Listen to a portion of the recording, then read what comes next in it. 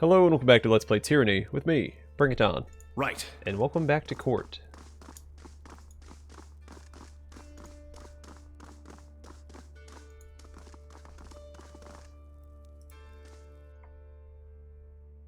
I try and keep Ash on a short leash. I think the old man likes knowing his constraints, and no one sets limitations more efficiently than Kyros. But I think he'll manage. I have my doubts that the voice in the route is dead. That just seems like something he would have planned for a long time ago. You sure you got the right Archon? Kyros shrugs. If you must hold on to Ash, keep him in line. Just remember that you're the third master to whom he's sworn his life and fealty. That's true. I bet for all our sakes that the voice in the route left this world. I always thought that Kyros used him to thin the herd, and that anyone in the hierarchy was fair game. Speculation, of course. Alright, let's talk, Tunon. With that unpleasant business out of the way, we change course to another serious matter.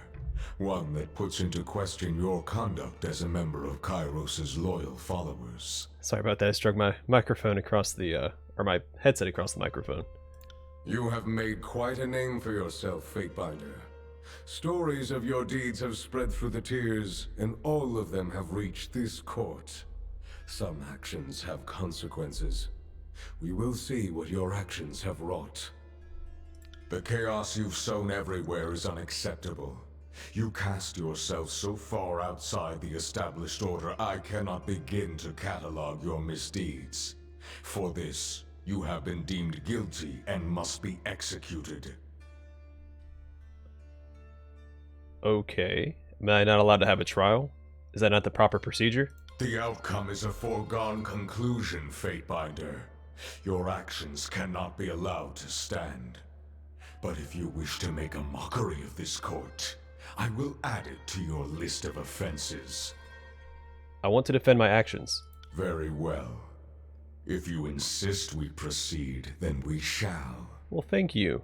You are on trial for transgressing on the Overlord's authority, breaking the laws of the Empire, bringing mayhem to an otherwise orderly conquest, and meddling in concerns that fell beyond your station.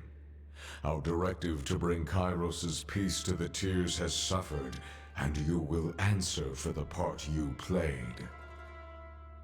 I'm the reason the tiers fell into line anyway. If you don't mind, Adjudicator, we're on familiar terms with the Fatebinder here. Should any inconsistencies require our input, we'll add our voices as testimony. She nods to Rogulis, then turns to you with an unreadable expression. The court has inquiries into your conduct. I first call your travel companions to speak on your behalf as witnesses to your character or accomplices to your crimes. Who will speak on behalf of the Fatebinder? The ironclad commander will step forward, if indeed he has the strength to walk. He's no longer ironclad, but okay. You want me to speak, Adjudicator? Beric subconsciously straightens his shoulders and steps forward. I've been treated with fairness and respect. As fine as anything the Legion ever gave me. The Fatebinder trusts my counsel. I've never seen a finer, more upstanding member of the court. Well, thank you, Beric. Will anyone else speak on the Fatebinder's behalf? Scarlet Fury, you who sacrificed your old life for this one, step forward. Me? As if the likes of me has any business speaking in a grand hall before the Archon. Why, I've murdered enough folk to stack their bodies up to the podium 10 times over. Your Honor, the Fatebinder and I get along like a couple of cats. We scratch here and there, but there's respect to be had. Sometimes I think we agree on too much, but can't fight everyone. I suppose I've had worse bosses, and I suppose I've had better friends. But this one's something special. I've killed for him, and I'll do it again. Will anyone else speak on the Fatebinder's behalf? Let the aged chronicler step forward. If it may please the court, I will speak true. I have had the honor and privilege of shadowing the Archon. A dream come true for someone so eager to witness history in the unfolding. I can say, with conviction, I am following greatness. And if required, I could produce my travel log to back my claims. I've noted the good and the bad. I think you'll find the Archon has been a force of order and balance. Exactly what you should want from a Fatebinder. Will anyone else speak on the Fatebinder's behalf? Well, because I can't have but 3 companions. It would be cool if you could bring all your companions to this trial, or if he summoned all of them, so they could all speak on your behalf. I guess depending on your loyalty with them. Evidently not. The time has come for the Fatebinder to offer his testimony. During the conquest, you accepted a bribe in exchange for arming a commander with forge-bound iron, a privilege reserved to the deserving few. How do you answer for your corruption?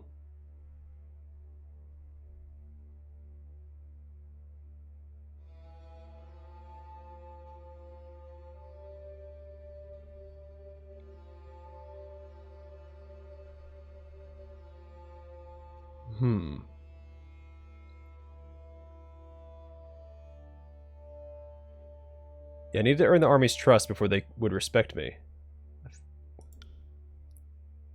It was their duty to respect Kyros' law, not the gifting of trinkets. And yet, given the conduct of both armies, I'm willing to believe your account. I dispatched you to the realm of Stalwart to deliver Kyros' Edict of Storms to the Regency at Sentinel Stand Keep, a punishment for the continued resistance against the rightful authority of the Overlord. You hesitated longer than necessary in its issuance, allowing the Regents time to stockpile supplies in their bastion, while drawing the disfavored deeper into the path of eventual devastation.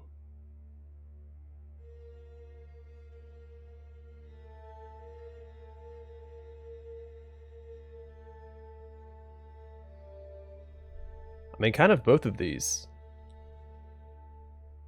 Yeah, the disfavored were active in the region. I want to give them time to pull their patrols back. Not that those hours did us much good in the end, Beric remarks under his breath. Yet they did not. Indeed, did not the Archon of War specifically entreat you to issue the edict immediately? A request you ignored. Did he? I don't remember that. Tunon shakes his head. Do not try to hide behind the shields of the disfavored, Fatebinder. The Overlord turned her wrath as much on the soldiers who failed her as the Regents who defied her. He resolved Kyros' Edict of Storms with a legal contrivance. What's more, he spared Stalwart's ruling bloodline, circumventing the edict's very purpose. Did you think the Overlord's fury was a riddle for you to unravel?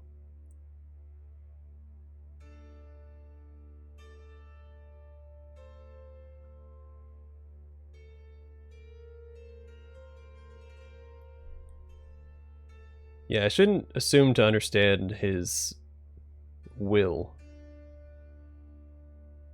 If the Overlord's will can be overcome by a legal loophole, don't you see the implication? Kyros is fallible. Ooh, yeah, he didn't like that. Yeah, I knew he wasn't going to like that. For a long moment, the only sound is the whispers of Tunon's shifting robes. The Archon finally speaks. His voice rolls through the chamber. As implacable or placeable as the headsman's falling axe. He presumed to understand the Overlord's will. See, the first option would have done the same thing, I think. You believe that, armed with a modicum of research and idle chatter, you outwitted the Overlord. I find your claims as repugnant as they are naive.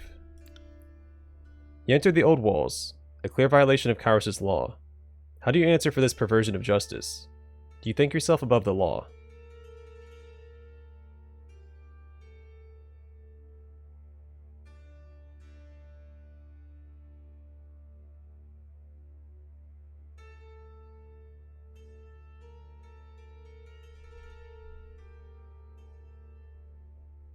So I feel like 1, 2, and 4 are all good. Yeah, my only trespass came in pursuit of trespassers, and that I might punish their transgressions. The circumstances you describe have no precedent, but I trust your reasoning. Agents of my court are not immune to the law, but your position was an impossible one. At the city of Halfgate, you killed the garrison coursemen who lawfully claimed it. A dozen of Kyros' servants bloodied the streets in your wake. They attacked me and hence violated Kyros' peace. I defended myself appropriately. The adjudicator nods. I suspected as much. A pity you could not do so without eradicating Kyros' presence in the town. I have one final question, Fatebinder. You were brought to this campaign to adjudicate the disagreements between the two armies. After your arrival, matters quickly escalated into a civil war. Did you knowingly join the conquest of the Tears to sow discord in your wake, or were you merely a victim of circumstance?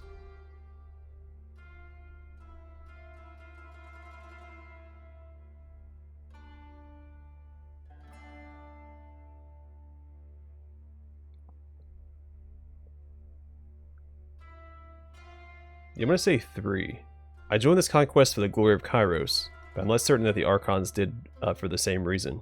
It's possible, even likely, that the Archons traveled south with their own agendas. I make no secret of the fact that the more worthy of the two would have inherited the Tears to rule as their domain under Kyros, and ambition got the better of them both. They were expected to conduct themselves in a professional manner, as were you. Conduct aside, the fact that the Archon's corruption is an assumed fact speaks to the success of this Fatebinder's mission. I don't know about the rest of you. He glances toward the other Fatebinders, but I find that mildly encouraging. I am finished with my line of questioning. Have you any closing remarks for the court?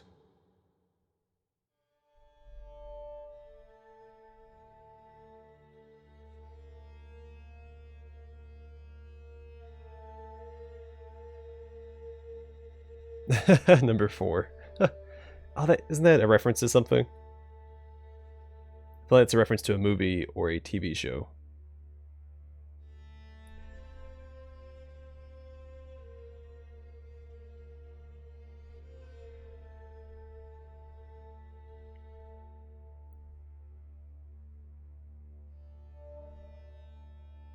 Yeah, though I've ever strived to bring peace and order to this shattered region, I recognize that our work is an uphill battle, and well worth the struggle. The way you frame it, the conquest sounds like a matter of true personal investment. Most curious. After weighing the charges, this court finds you innocent. Hey! Against all reason or expectation, I find you innocent. Your testimony was sufficient to justify your deeds, your self-appointed authority, and your undermining of Kyros' law. I can hardly believe it myself. Tunon raises a trembling hand to his mask. I mean, if he is the personification of justice, he has no choice but to follow the law, right? But also, I think favor played a huge role in that, so if I didn't have this much favor, he would have probably found me guilty. Which I think is dumb. That's a dumb way to handle this, because if he's a personification of the law, favor should not play a part in this ruling. Adjudicator, are you unwell? Regulus takes a cautious step. I'll leave him. I want to see how this plays out. Kelly leans forward with interest. Archon, your presentation in the court today has shaken many of my core beliefs. Things I held sacred under Kyros' law are now uncertain. He looks at his gavel with a sense of bewilderment. There we go. I once thought that Kyros was the sole overlord. The notion of rising to her echelon of power and influence wasn't a concept that existed for me, for anyone. You have proven her wrong. What's more, you understand justice and law better than she ever did. Better than even. Upon his mask, the corners of his eyes crinkle, as if in agony. I am willing to accept you as my new sovereign, if you'll have me.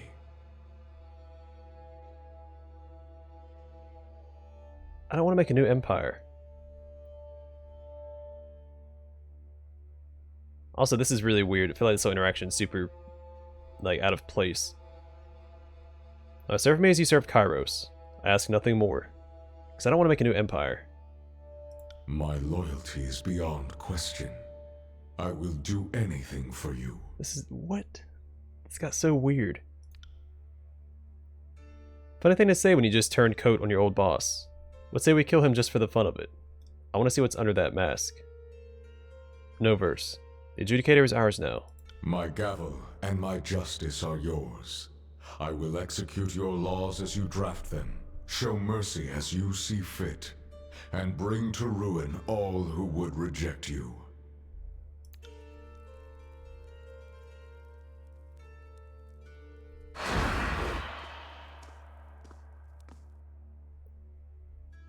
Silently, blood and mark seeps from the shadows.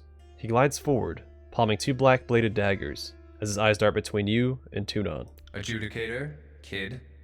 He greets the both of you with a curt nod, before stating his claim. Allow this blade to cut to the point. I have an objection, or two. He twirls both daggers, fingers moving deftly in and out of shadow, the movement nearly hypnotic and wholly blurred, and all the while, his brightly burning eyes bore into yours. Titter nervously. Buddy, old pal of mine, what's the problem? He didn't like that. As slowly, he swivels his head to the side, staring at you with a single-minded intensity. His muscles coil tightly. He is a black adder poising to strike. But then he sucks in a sharp breath, and the tension slithers from his body, like a shadow retreating from the light. Don't distract me while I'm on the job, kid. Look, it's not like I have a grudge against you. I just can't let you live on Kyros' orders. I'm sure you understand. Yeah, I can tell you've been waiting for this. And she told you this personally, did she? Kyros has given me free reign of action to protect the Overlord's interests. The semantics are of little concern to her, though I admit they will greatly affect you. It would appear the court headsman is determined to make his stand. Under normal circumstances, I would curb this behavior with a swift execution. However, we have long since abandoned normalcy. There will be a trial by combat then. Bledenmark's claim against your own. Justice will win out, and the will of the true Overlord will be evident for the living to witness. You may begin when ready, Archon. You don't have to do this. Neither of us has to die here. Without further word of warning, the Archon of Shadows dissipates into darkness. The lights in the room flicker and dim as he surges forward in attack. Your trial begins anew, Archon. Prepare to defend your title, your innocence, and your very life.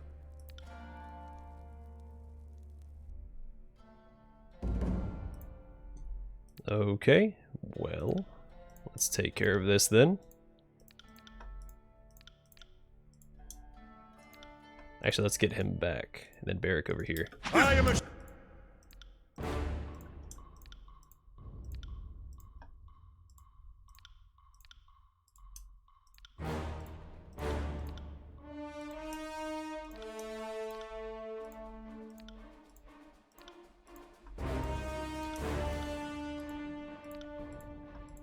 You got it.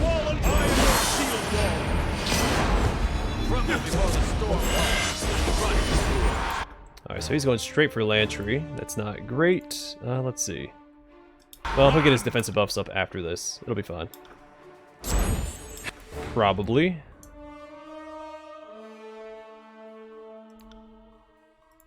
The trick is to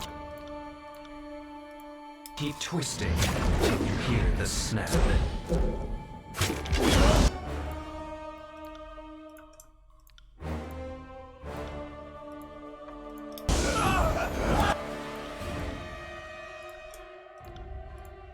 Just keep casting buffs. Keep everybody alive. Alright, heal up, buddy. And then, let's see. So we'll do healing aura on Barrick.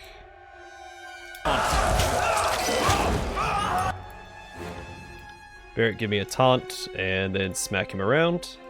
Raven Ash protects. Are you afraid of death, worm? I'm gonna assume he's immune to prone. Let's see, let's do Rival Minds and False Pit, then Haste Barrick after that. Actually, let's get this damage buff out first. Then Haste Barrick, and then False Pit, and then Rival Minds. Alright, Sunder, Thrust, and Skullcracker.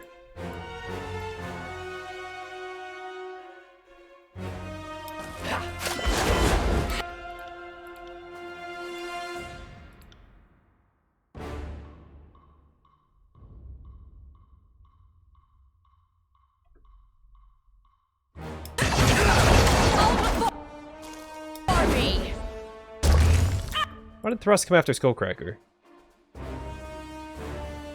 I guess I clicked it in the wrong order? I don't actually know. I'm gonna start using some of these artifact abilities because I never get to use them.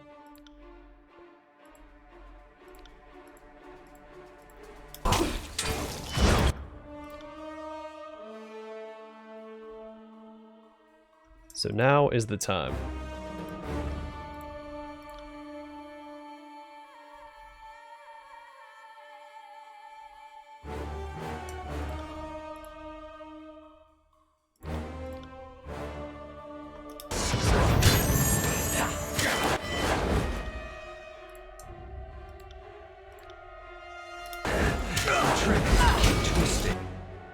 Yeah, why are these coming out in the wrong order? Then I select Sunder first, and then Thrust, and then Skullcracker. They came out in that backwards order.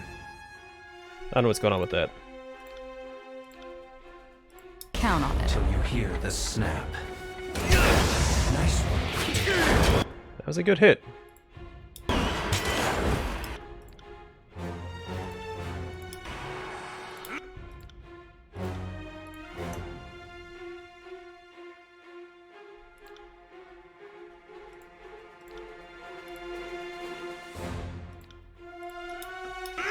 Can't I hit anything? Golden glowering eyes wide with surprise. The Archon tumbles to the ground, coughing blood, as dark as the shadows that billow and ebb around him. He clutches at his shattered ribs and grins. Look at you. The surprise of a lifetime. He gasps, drowning as his lungs fill with blood. The light in his eyes dims as his pupils seep blackness, expanding to fill the whole of his eyes. A look of meaning passes between you, his fingers digging into the ground. Don't die too easily. Won't look good for me. Why'd I get Wrath with Tunon? I didn't want to kill him. This brightness is blinding. Master, if you'll join me upstairs, I will pledge fealty to you in the lawful manner. I don't understand why I got Wrath with Tunon there. Again, I had no intention of killing Blood and Mark, but it kind of forced my hand. Right. Will do.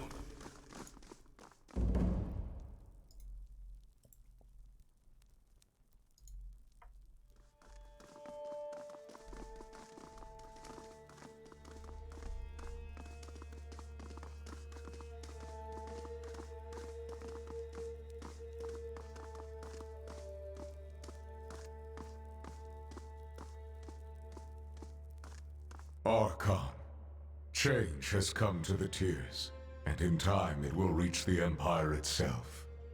You are the agent of that change, and even I could not have predicted what impossible heights you would reach. Both literally and figuratively, since I claimed the spires. The time has come to take up the gavel and usher in a new age of structure and law to the Tiers.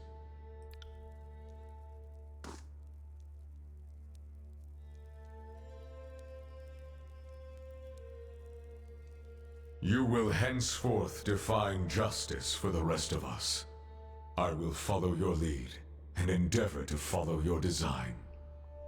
Your loyalty and confidence are appreciated. As the ruling Archon of the Tiers, I submit to your authority and thank you for bringing order out of chaos.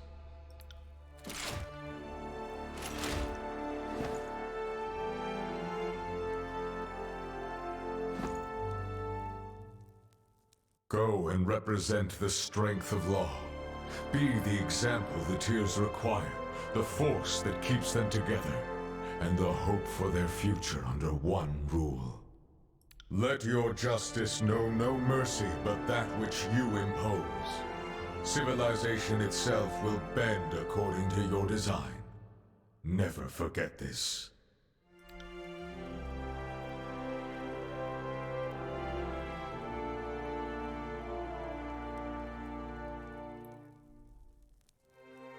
So what are the implications of... I am grateful to stand in your loyal service, Archon, but there is a shadow over these proceedings.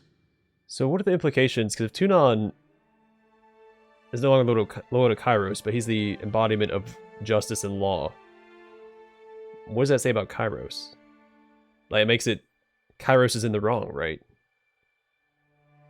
Because Tunon can't go against the law. Like, it's what he is. Tunon hesitates as he regards you, suddenly fearful. Though you have proven yourself greater than the other Archons, Kyros is not satisfied. She sends a legion of expert soldiers marching on the tiers as we speak, their war songs calling for your death. Yeah, but I have unified the tiers in Kyros' name. I do not wish to war with the Overlord. Do you think Kyros cares about your fealty? You are a threat, a challenge to the Overlord's unique capacity. Coexistence will require supplication to the Overlord. If you can convince Kyros that your loyalty outweighs your arcane gifts, then perhaps further bloodshed could be avoided. I think the Overlord will entertain peace only to lull you into a sense of security, so that you may be destroyed at a later time, in a more amusing way.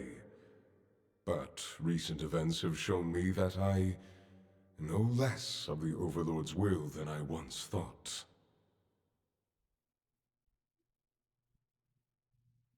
If we're going to have peace, I think I'll have to make the first move.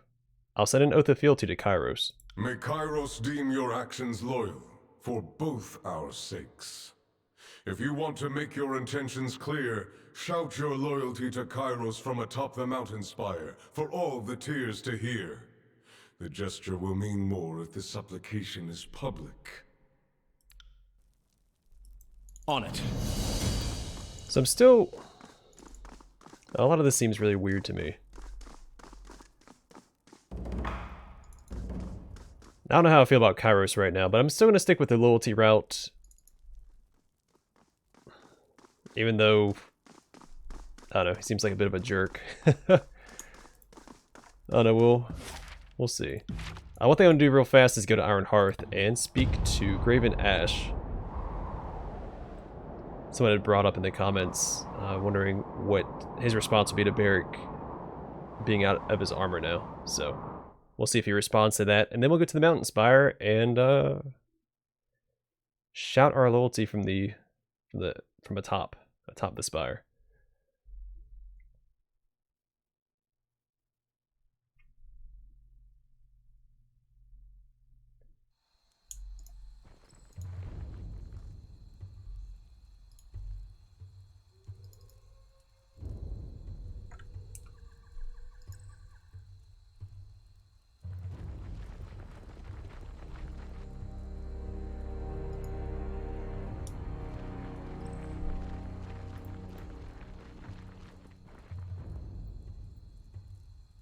Nope. He does not care.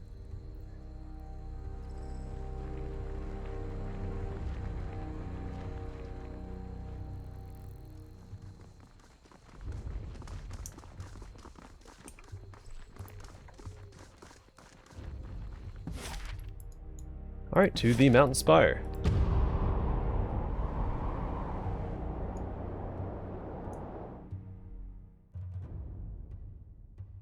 We have nothing left to do, nothing left to forge, nothing left to research. And we still have one more thing to forge, but I never found the item that I needed to forge it.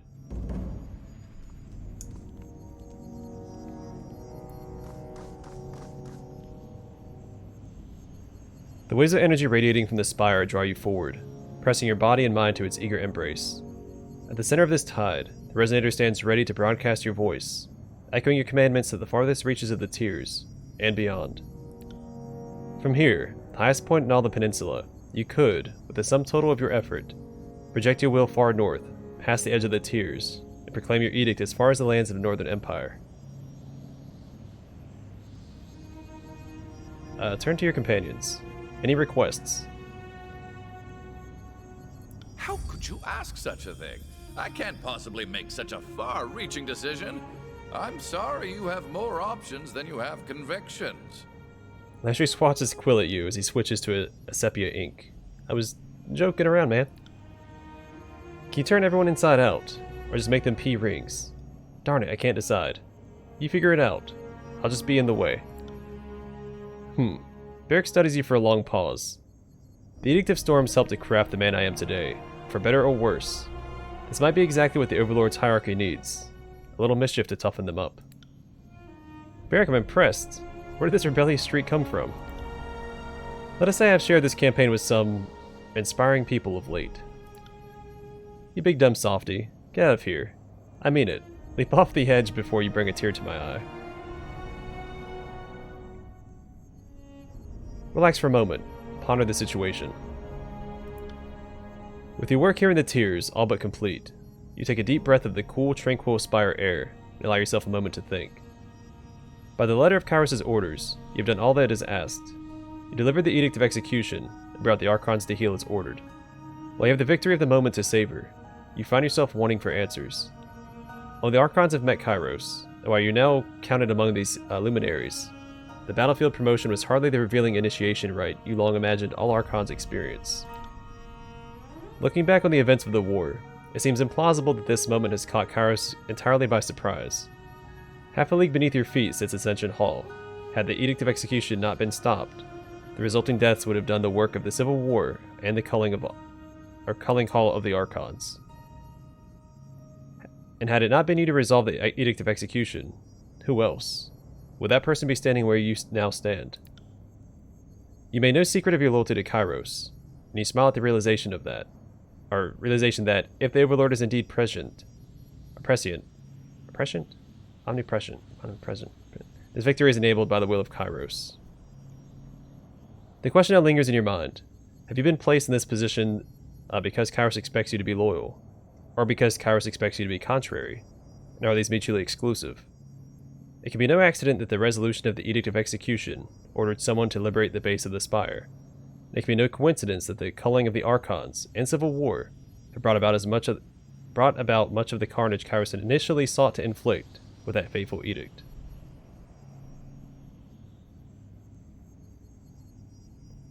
Turn to your companions. This probably amounts to a declaration of war against the Overlord. Ready. Let's do this first. Touch the resonator and concentrate. Now there's only one equivalent response to the Overlord's aggression. You need to cast an edict on the Northern Empire, Kyros' seat of power. Nothing less will do as a gesture of your authority. The Spire awaits your command. Okay, I guess we don't have a choice.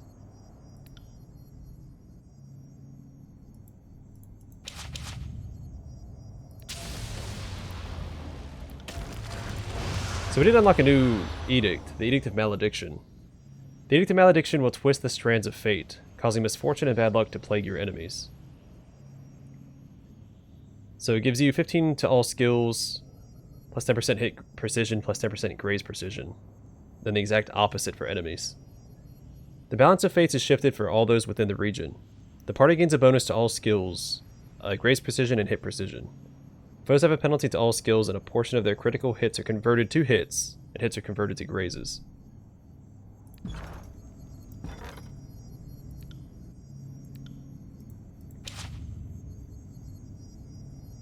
Wait, can I not proclaim my loyalty now?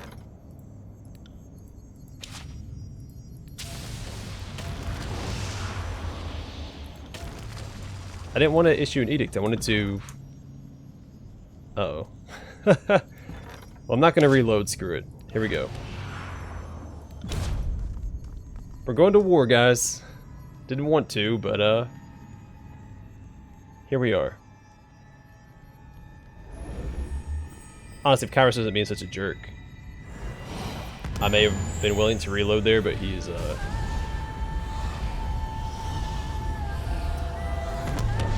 pretty uncool.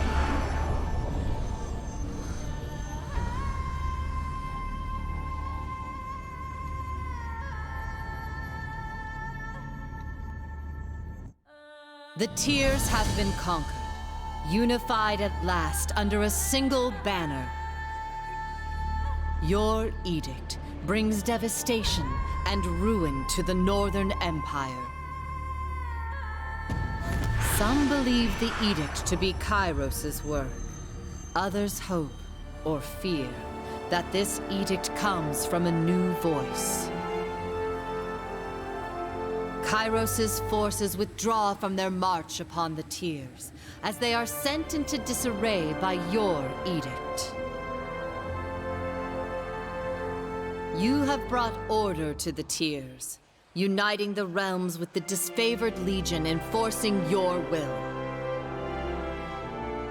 The Overlord's conquest of the known world has come to a halt, and the whisper of a challenger to Kyros' power slowly spreads throughout the land.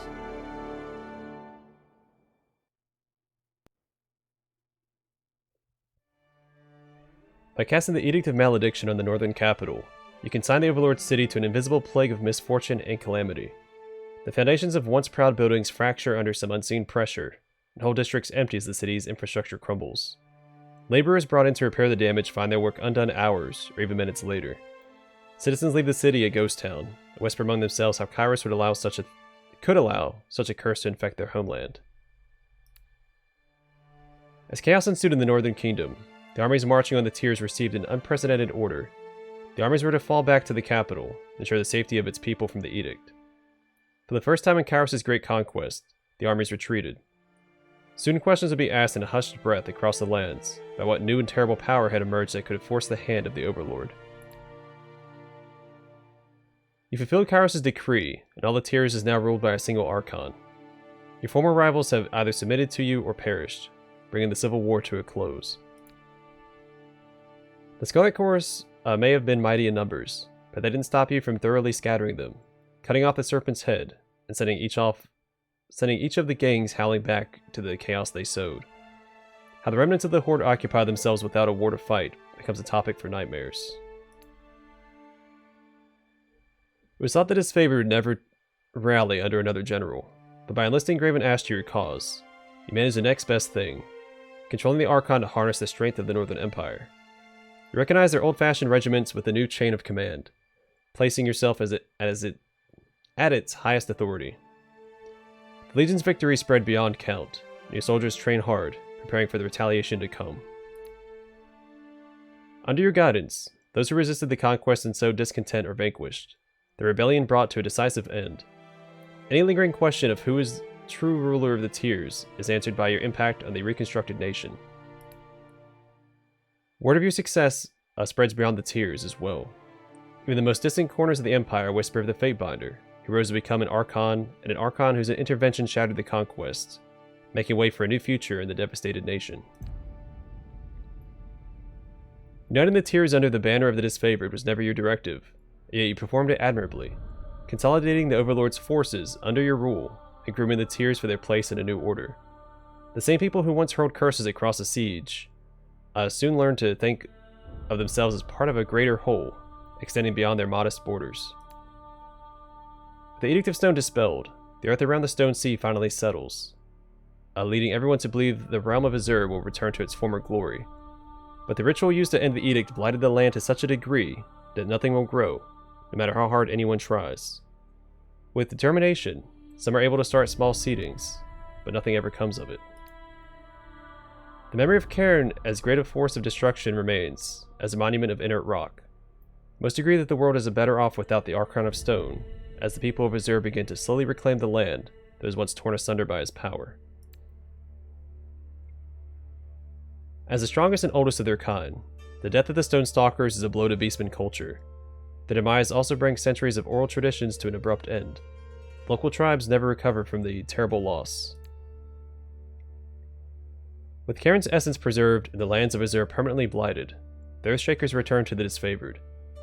While their reputation isn't what it used to be, their success in dealing such a decisive blow to the Scarlet Corps, by removing their main source of food, has earned back the respect of the Legion. The Earthshakers are accepted back into the ranks of the Disfavored, once again becoming part of the army that helped subdue the Tiers. I didn't realize they had been removed from the Disfavored. I knew that they had kind of gone against Disfavored orders to go and consolidate in the Stone Sea. I don't think the game ever made it clear that they actually went AWOL. With the Unbroken all but destroyed, the former citizens of Stalwart threatened to slide into lawlessness. Kyros' forces stationed at Sentinel Stan managed to quell the worst of the uprisings, but peace under the nation's new leadership is resisted at every turn. Amelia returns to Graven Ash's fort at Iron Hearth with her baby, the former heir of Stalwart. Her presence brings unease to the disfavored, who don't know what to make of a circumstantial traitor. How she navigates the future you imposed on Taradas will be her decision. Though it takes time to recover from the devastation of the Edict of Storms, the Bladegrave begins its slow march toward healing. The realm of Stalwart may never resemble its former glory, but the land is not so blasted that something new and better can't be built atop the bones of the past. The Regent bloodline has ended. With it, new traditions and legacies spring to life. You eliminated the Scarlet Course that plagued the disfavored troops in the Vellum Citadel, cutting a path through them all the way to the Silent Archive. Instead of destroying it as Graven Ash wanted, you chose to keep it for yourself, realizing the knowledge contained in this scroll was far more useful in your hands. Well, that's not exactly why I kept it, but...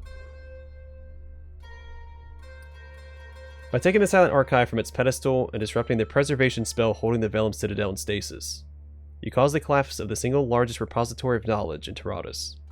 The world may never know the true extent of the loss. The sages are all but wiped from the tiers.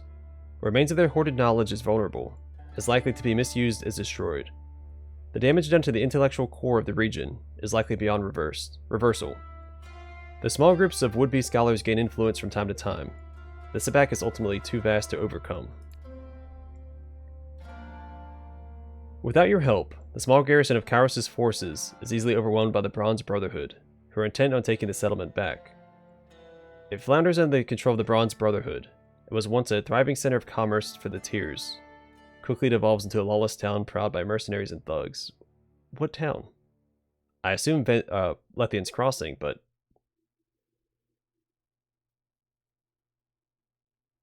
why would I let that happen? You attempt to direct the Bastard's Wound community via occasional visits. What? I'm sorry, what community? They're all dead.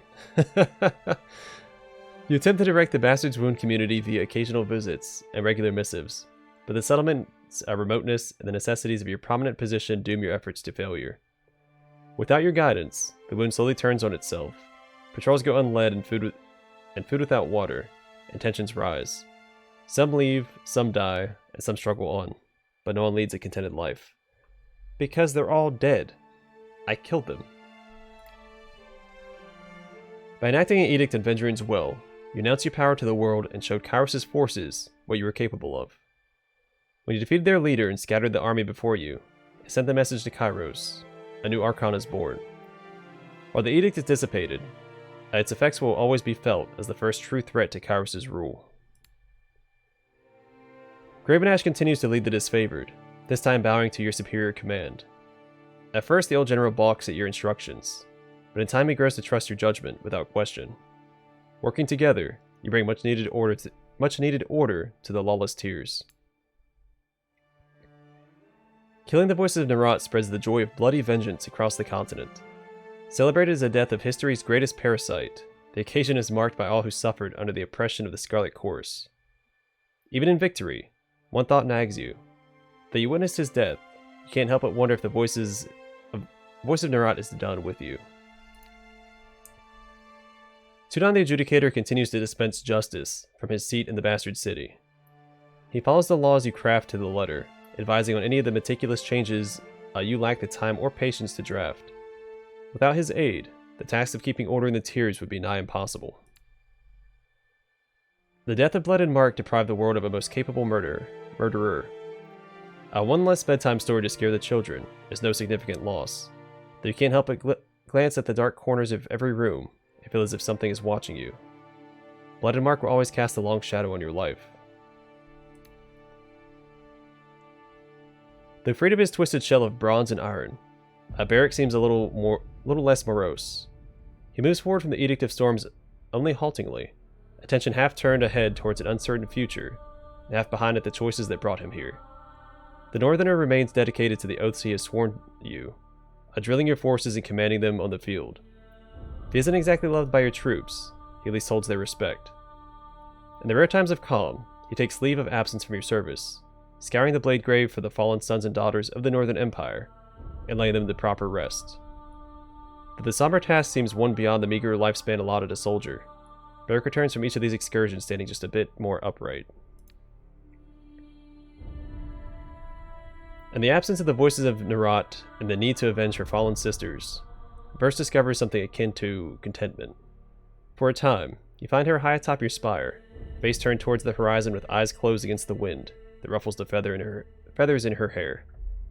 It doesn't last. Verse disappears from your service without a farewell. When she returns months later, she is trailed by a desperate gang of young women recruited from every corner of the tiers. Farmers, merchants, and former nobles hungry for greatness, all pledged to study the bloody lessons Verse has to impart. Her new callous sisterhood grows slowly compared to the chorus, but each member makes of violence a mesmerizing dance. Makes violence? No. Soon Verse and her cadre become the most feared of your enforcers, achieving a notoriety almost akin to that of Blood and Marks. The war between the Archons concluded. Lance returns again to collecting the lost writings of the School of Ink and Quill. He journeys the most shattered recesses of the Tears, recovering or at times liberating the scrolls and volumes that have survived the ravages of conquest and adding them to his growing library. Elantri grows increasingly uncertain on how to best record history correctly, and instead turns his focus to fact-checking. Critically teasing truths from falsehoods in the Sage's chronicles or the reputed sources of fact. His free time writing becomes less obsessed with the past and more focused on the future. Those predictions rarely offer comfort. Ebb remains in your company, where she seeks out promising recruits among your supporters. After recognizing some obvious talent, she takes on a team of apprentices and a new school of would-be tidecasters. Though she often jokes that the school is bound to fail with her at the helm, her students think otherwise, as do the many dozens of hopefuls who come begging for her tutelage. Kills and Shadow shows little interest in cleaning up the Tears after your victory. Instead, she takes it upon herself to hunt down every disfavored soldier that will not submit to your rule. Word gets back to you of maulings and disappearances among Kyros' ranks, perpetuated by a beast of legendary ferocity. They could track down your wayward companion. You let her continue to work her own way, bloody yet effective. Siren grows quiet over time, speaking little and foregoing her songs as she distances herself from your military. One day, she simply walks out of camp and makes for the wilderness of the Tears. Rumors reach your ear that Siren has occupied an abandoned mountainside temple, her vow of silence drawing a small group of respectful followers. You leave her in peace. Though you once professed loyalty to Kyros, popular belief holds that the world cannot support two overlords, and you now represent a threat to the established order. This leaves your future in question, but with one certainty. When Kyros retaliates, you will be ready. From you perch atop the ancient spire, you can see hints of the Northern Empire just beyond the mountains. At your command, horns shout a triumphant cry across the valley, heralding the end of one long campaign and the beginning of another. That was a lot to read. Alright, so that was Tyranny. A little disappointed with the ending there because I couldn't profess my loyalty to Kyros. I selected an option that didn't seem decisive. And it's like, oh hey, you have to proclaim an edict now, so have fun doing that. Which I didn't mind so much because I got to use an edict that we didn't get to see in the game, because the Edict of Malediction was one that we had discovered through my library. Overall, I enjoyed the experience, though I think in the latter half of the game there were some glaring issues, lack of enemy variety. There were a lot of typos throughout the game, which made reading the dialogue out loud a little more difficult. But that's not a huge deal. Overall, I enjoyed the experience. I enjoyed the setting, I enjoyed the lore, the aesthetic. You don't see a lot of, early Iron Age settings in games. In fact, I can't think of any off the top of my head. The magic system was really cool. All the companions felt really good and unique. The artifact system was really cool. So I've always had the idea of like a living weapon system in games where you select a weapon at the beginning of the game and it grows with you as you go through the story. Because a lot of times in games you can find these unique legendary items. So why can't you make your own, like through your own story? Because you usually play this big hero, this big role in the story. It would make sense that you'd have an item attributed to you, so when your time is gone, future adventurers can find your equipment. And the artifact system, while not entirely what I want out of that system, is very reminiscent of it. It's very close to, I mean, it's a step in the right direction. I think this game had a lot of really cool, unique ideas, and I'm sad to see that it didn't do as well as it could have. So we might not see anything this unique for a while. But it added a lot to the CRPG experience. Again, I love the magic system. I don't usually care for magic in CRPGs, but I had a lot of fun with the system in this game. Though it did mostly at the beginning. Then it became kind of tedious to maintain and stuff as time went on. But yeah, there's a lot to like about the game. But again, the latter half is just... I knew the game was going to be linear going into it. That was kind of one of its selling points. It's supposed to be a shorter, more linear experience. But I just felt so cookie cutter in the latter half. It was... I don't know. Like the intro to the game, it felt really strong up until like the middle of Act 2 or so. And then some of the interactions didn't really make sense, like especially with Tunon at the end there. I feel like my favor with Blood and Mark went to waste. Granted, it could have just been what I selected. There may have been a way to talk him down. Yeah, some of it was just weird. I don't know. Some of it felt a little rushed at the end. Especially with Tunon just submitting to you like that. Yeah, there's definitely some holes in the story. I don't mind. I like that it's a one-shot. I don't think there's ever going to be a sequel made. Because the sequel, we already know what's going to happen. Kyros is probably going to attack us. We'll have to fight Kyros. Unless they wanted to go a different route. I could see a sequel set like centuries and centuries later, after the war with Kyros. And then, as you play through the game as a completely new character, there's like throwbacks to the actions of like Siren and Varric and people like that. Development babies. But yeah, the companions all felt really unique, except for Ebb and Verse. They were a little generic. Though they kept hinting at something with Verse, with like how she was connected to her sisters. But it never got explored. And then Siren is really cool. Her interaction with Kyros really grounded Kyros and like made him less of this like distant authority. Also, I really like the belief system in the game. Again, I kept comparing it to 40k. A lot of the stuff in this game is very reminiscent of 40k. But I do like how the belief powered the Archons. That was really cool. There's some really cool concepts and stuff that can be explored in this game. I don't want to see the setting just disappear. But again, I don't see anything else coming from it. So, but I do like the one-shot game. I don't think every game needs a sequel. But I also understand the work that goes into creating an entirely new world and setting just to make a single game out of it. But that can be it's a lot of work, so. But yeah, only a couple of complaints overall. Very solid experience. I'm glad I finally got around to playing it. Had a good time. But yeah, I think that's going to do it for Tyranny. Let's speed through this real fast. I doubt there's going to be anything at the end, but we'll see.